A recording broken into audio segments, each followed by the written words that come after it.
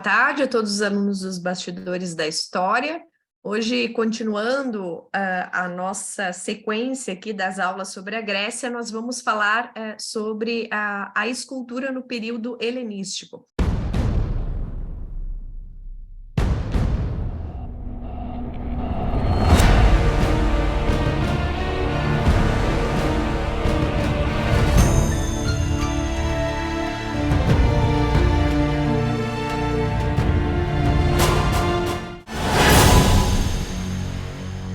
Bem, vejam como aqui a gente começa, a gente está mudando totalmente, invertendo, né? O Hércules, que é o nosso herói, o herói que fez os 12 trabalhos, que enfrentou gigantes e monstros, sempre era representado no momento da ação, lutando contra o leão, lutando contra a hidra de Lerna, no momento da sua força principal. Aqui o Lisipo traz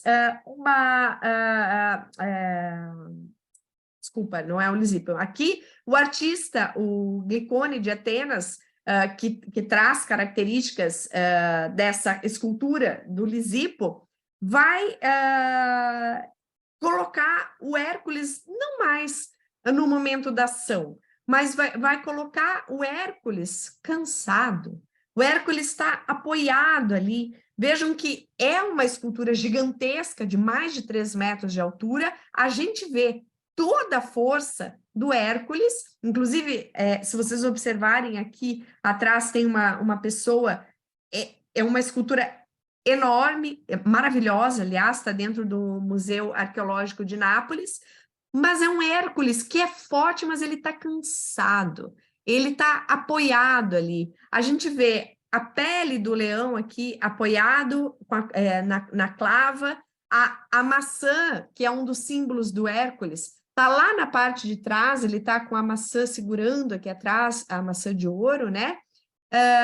Até a musculatura das costas do Hércules mostra esse cansaço, né? Ele fez já todos esses trabalhos para salvar, vamos dizer assim, a humanidade, que os trabalhos representam esse triunfo, né, do homem diante de todas essas provas que os deuses fizeram, mas ele está cansado, ele não está mais um atleta que está, um deus que está lutando. E isso é típico desse período aqui, a partir do século IV a.C., onde a gente tem esculturas que são humanas, esculturas que trazem o cansaço humano, o lado humano desse Deus, né?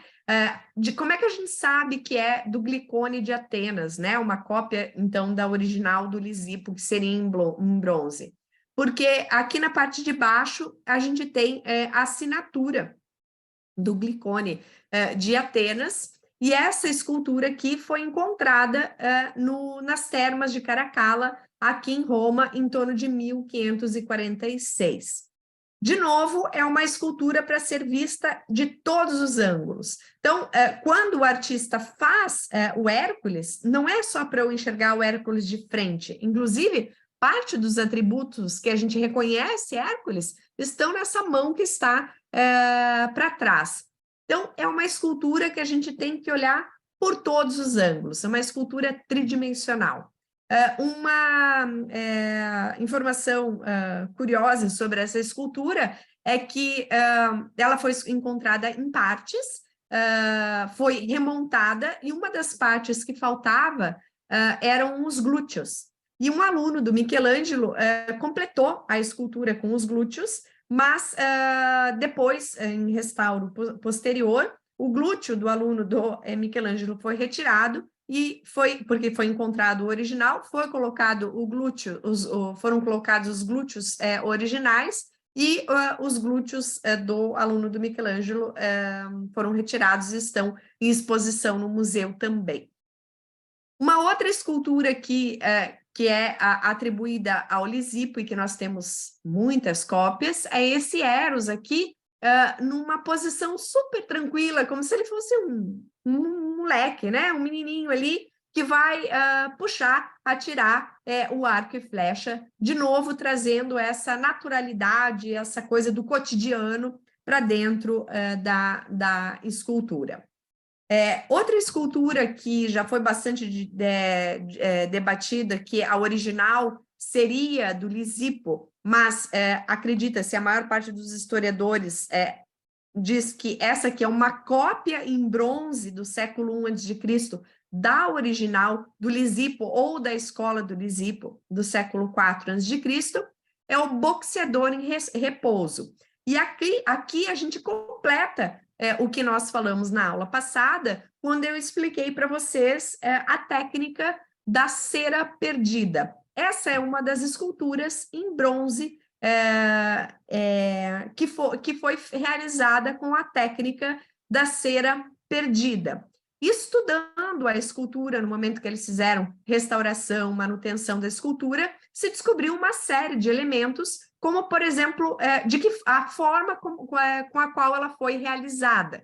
Então, o boxeador não foi feito numa única fundição. Para fazer essa escultura completa aqui, que tem em torno de 1,5 metro, mais ou menos, de altura, ele é um boxeador depois da luta, novamente, né? Então, é um boxeador que já apanhou, que está cansado, de novo aqui mostrando essa humanidade, não a força do atleta, sentado, né? Cansado, repousando depois da luta, foi feita em vários pedaços. Então, a gente tem um pedaço foi a cabeça, o outro os braços, uma das pernas, a perna esquerda, foi separada também, e a perna direita foi fundida junto com o tronco. Depois a gente teve um trabalho com mãos e pés separadamente também, e inclusive a gente tem indícios desse trabalho que foi realizado, como, por exemplo, essa letra alfa aqui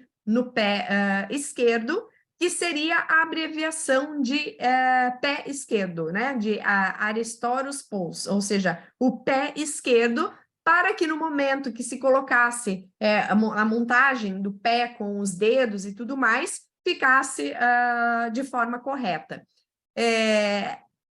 Se trabalhou com materiais diferentes para dar um pouco mais de realidade a essa escultura. Então, se a gente pegar, por exemplo, as partes, a boca, a orelha, né, que aparece bem o machucado da orelha, né? É um atleta que apanhou bastante, a gente tem cortes, a gente tem o sangue que escorre. Essas carnações e colorações que tenderiam para o vermelho, vamos dizer assim, foram feitas com cobre para trazer mais realismo para essa escultura. É uma pena que nós não temos os olhos, vejam que na parte do olho tem um buraco. Nós vimos que as esculturas em bronze normalmente eram feitas com essa parte dos olhos, com um material como marfim, ou com vidro, ou com uma pedra preciosa, que é provavelmente o que existia aqui na escultura do boxeador, mas infelizmente essa parte se perdeu. Ela foi encontrada na área do Quirinale, aqui em Roma, e provavelmente era uma das esculturas que decorava as termas de Constantino, que ficavam ali no alto do Quirinale. Está em exposição no Museu Nacional Romano do Palácio Máximo. Eu vou dizer para vocês que é uma das minhas esculturas preferidas, porque ela é uma escultura extremamente humana, mesmo tendo a musculatura do atleta, mesmo tendo a proporção correta, mas a gente quase tem a sensação que esse atleta está falando com a gente, dizendo que ele cansou, né, nessa luta, né, de boxe. Essa composição aqui das costas dobradas, das mãos ali, em sinal de cansaço, ele ainda está com essas faixas de couro amarradas na mão, que era como se fosse a luva de boxe. Mais tarde, quando os romanos começaram a usar, a participar das lutas de boxe lá na Grécia, eles adicionaram a essa faixa aqui, pinos, para que machucasse de verdade mesmo, mas aqui ainda é um atleta grego com essa amarração aqui nas mãos, trazendo um realismo impressionante. Inclusive, se a gente olhar o detalhe dos pés aqui, a movimentação ali dos dedos, que faz a movimentação que acontece no nosso corpo mesmo, se a gente estivesse fazendo esse tipo de movimento. É uma escultura belíssima.